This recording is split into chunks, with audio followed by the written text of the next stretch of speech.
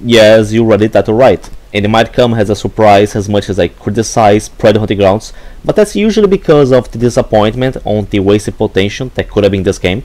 And most of the stuff that I trash about is related to iPhonic failures in not doing a good job in fixing bugs, improving the balance, and adding more content to the game. So my criticism is more related to the gameplay aspect, and this is a game, so of course that is important. However, Predator Hunting Grounds changed the Predator franchise, and it's not because of anything related to the gameplay aspect, but the lore. This game brought Dutch back officially. It took over 30 years for that to happen. It is a big thing. When I was playing this in 2020 and they announced the Dutch 2025 DLC, it was crazy. Arnold himself was posting on his social media about it, saying that Dutch was back and he was glad to reprise the role, bringing more marketing and people into the franchise again. Just because of that, they did what no other media, movie, game, novel, comic was able to do in over 30 years. People have tried to bring the character back for decades, and somehow goddamn iPhonic managed to do it. Not only that, but they brought so much information and lore about what has been going on with Dutch over the years, which was really cool. And they even managed to get Arnold Schwarzenegger himself to voice the character again. And they even tried to do some damage control on the mask that was the Predator movie from 2018 by ignoring the stuff they tried to make it there and going back to the original stuff from the franchise. So not only they added a lot of cool stuff, but they retconned the stuff that most fans hated as well. The things that we hear about on the tapes that are available on this game as extras were better than the last Predator movies that we had. The content information on the events that are happening around the world post Predator 2 involving the creatures is more interesting than anything we have seen in many years. You could make a Predator movie for each encounter that Dutch had there against the Predators over the last decades. Hearing Dutch stories was just so cool, and it brought such world building on the main Predator storyline, meaning for the first two Predator movies. Because after a while they kinda went somewhere else, you know? They really went back to the roots in my opinion, and the plot really went back to its original idea. And it made it feel like the Predator universe is so much bigger.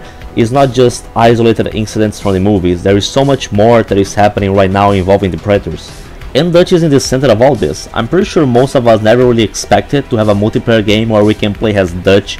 You can hear his voice as you're playing, you hear his lines from the movies, and you're fighting a Predator, you're killing the Predator, and you can play both as young Dutch from the original movie, and now has Dutch 2025, that we have this older version of Dutch that was added into the game.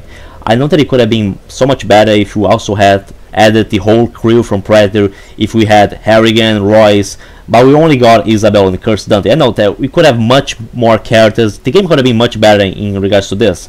I know it did piss me off that they kind of made a lot of mistakes, but I think that the problem in this game is that it might have picked it a little too early in regards to content. The best thing in the game came out in the first month, which was Dutch. So they kind of got Arnold into the game, and after this, there was nothing that they really could compete to match up to this. You cannot compete with bringing Arnold Schwarzenegger back, bringing Dutch into the franchise again. It kind of just went downhill, you know. The best thing in the game kind of came too early. Then over the years, over the months, things just kept getting worse. The updates quality decreased over time, and it kind of became what it is right now. But still, this was way better than not having another Predator game at all. The last one that we had was Predator Conquer Jungle from 2005, so it's been 15 years since a standalone Predator game. Sure, we had the AVP games, but those are more into the Alien universe. They pretty much like take a plot within the Alien universe and they just throw Predators in there to the future. So in Predator Guns was different. It was like more related to the original idea of the first movie. You know, you kind of feel like you're there in the first movie, and the plot and the storylines involved are only related to the Predator universe. So it was like a different approach, and I liked that at least we had one Predator game that was completely Predator only, you know, because even Predator Conquer Jungle, it had aliens on it. They had a lot of links to the AVP movie, the first AVP movie, to the Alien franchise. It was kind of trying to be the link between the AVP movies and the Alien movies, you know. And in this game, it's Predator only, and I'm glad that we got something like that. We needed this. And asymmetrical multiplayer games grew a lot over the last years, and it fits well within the Predator franchise. This game also officialized the appearance of female Predators, something that people have been asking for a very long time, with the addition of Cleopatra, who defeated Dutch and forced him to turn into Dutch 2025, this almost super soldier that we see in the movie, now almost 80 years old and looking better than ever by using Predator tech and DNA to improve his body. This game added so much incredible stuff in the storyline and lore of the franchise, and it's not even a single player game, and that's what's funny about it. It's a symmetrical multiplayer game. The matches have barely a storyline, only stuff that you see in the missions, but still the amount of content within the tapes and effort that they did there with the authors make it that the storyline of this game, you might even compare some of the world building to other games with great storylines from the franchise like AVP2 and Predator Conquer Jungle. It brought so many possibilities, different storylines that can make it into other games, novels, even movies. I know this probably will never happen, but imagine a movie of Dutch 2025 getting his revenge against Cleopatra. Like, the concept of this whole thing is just so cool. Some kind of royal predator that goes to taunt Dutch over killing predators to show him that the predators are still above them, or push him to improve even more. And you have like predators deciding to fight back harder against humanity, and Dutch is like the symbol of humanity fighting back against the predators, and the predators even seem to admire Dutch in a way, and this predator that is like in a higher rank decides to go there and just like teaching a lesson, making Dutch go through the same hell as he did in the first Predator movie, making him lose all his friends, experience the pain of losing his comrades again, and making him feel guilty over it. Now, have a female Predator antagonist that is thousands of years old. It is implied by the Egyptian look that she is, and they just leave it open like this. They brought this great idea. I think it would be such a waste to not explore this more.